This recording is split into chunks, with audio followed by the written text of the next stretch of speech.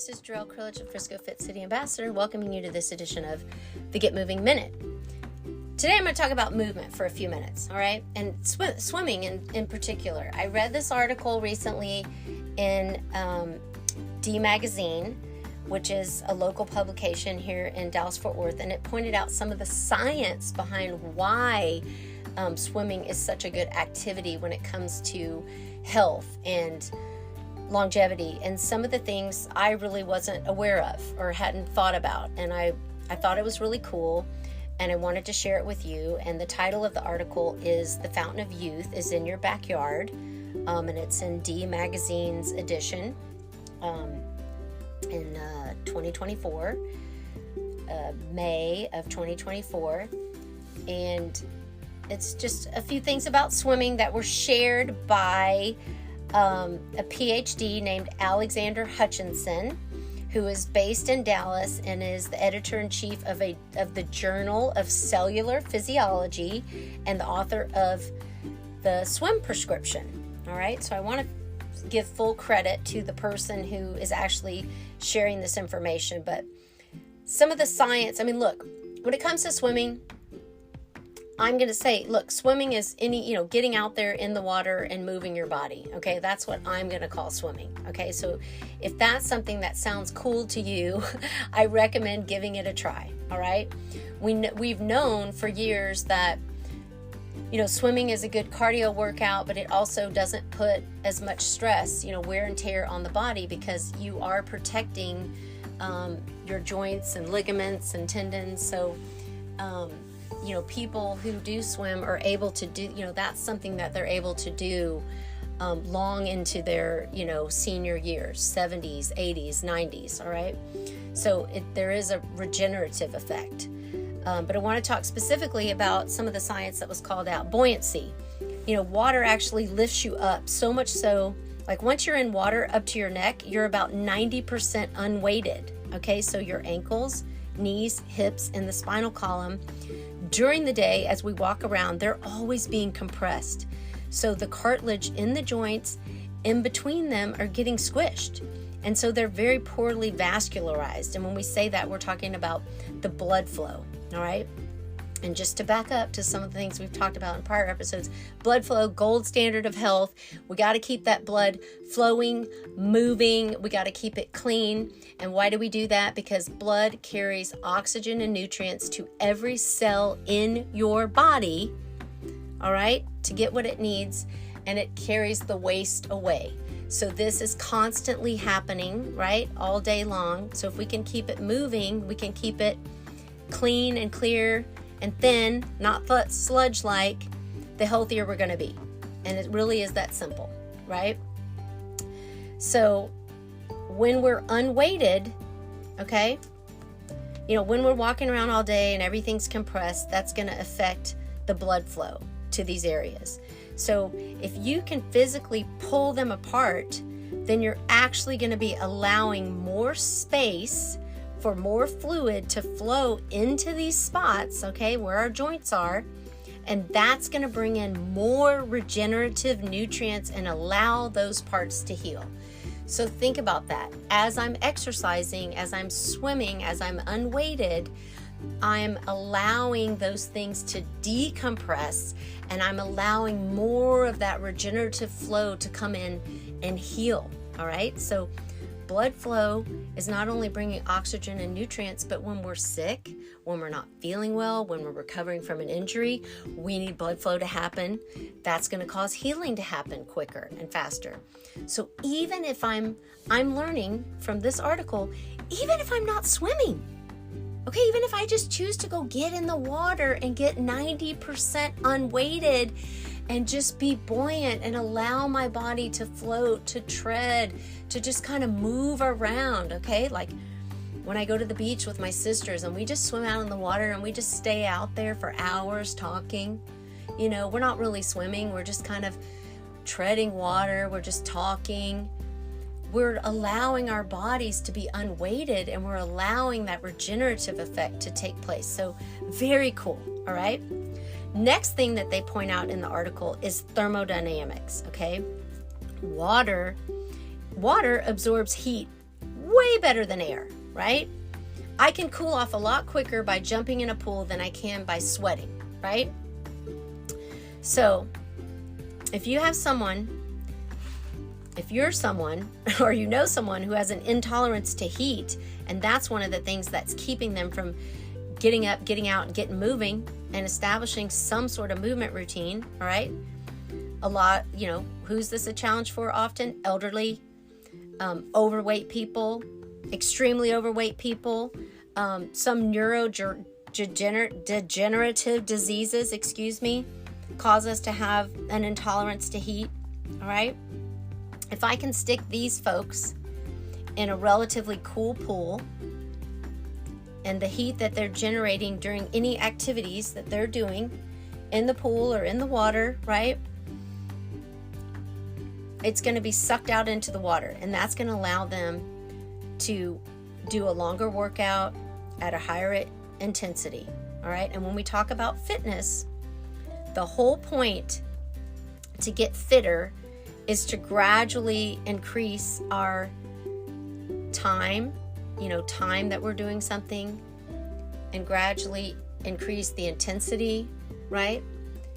And we can get fitter by doing different types of exercises.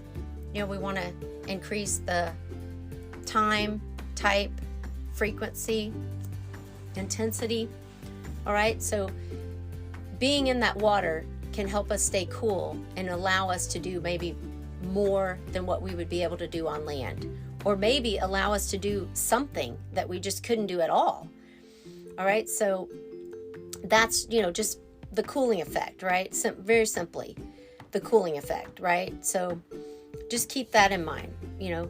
That's why we do interval training. So if you want to get somebody in better shape faster, it's all going to be about that the time we do the exercise, the type of exercise we do, the intensity we do. So being in water can be a good strategy for some of us that struggle with heat, right? So a lot of talk to just simply sum that up. Next thing that they point out is hydrostatic pressure.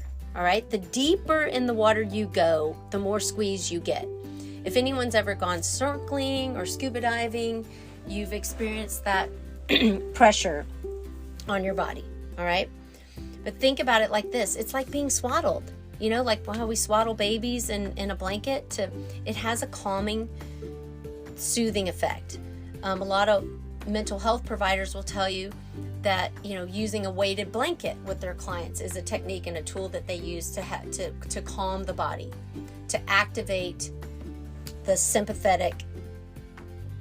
parasympathetic nervous system, to help calm the body. All right, there is a definite calming effect. In fact, if we take an EEG and we put it on someone and measure their brain waves, we'll see that their brain waves are going to shift away from oppressive thoughts to more calming thoughts, more long-term thoughts.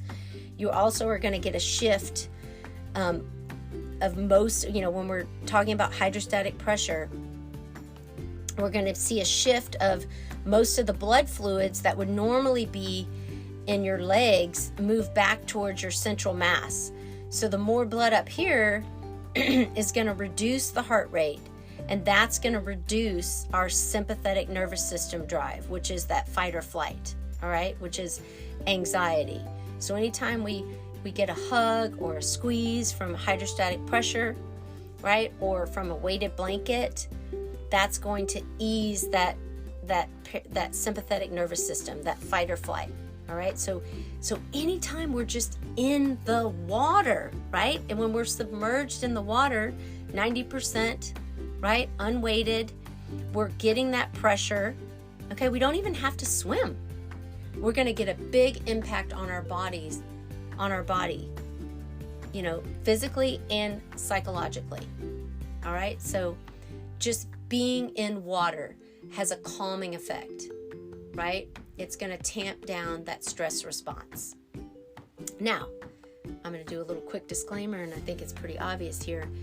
If I don't swim or I'm scared of the water, then obviously being in the water is going to be a stressful situation for you, right? But I think that you could still take advantage of this, by duplicating it in, maybe a hot tub or a large bathtub, right? I think there's ways that we could kind of take advantage of being submerged in water and doing it in a way that would be safe and calming for you. The last thing that they point out is, movement and the ability to swim and take advantage of all of these physiological and psychological benefits when it comes to swimming.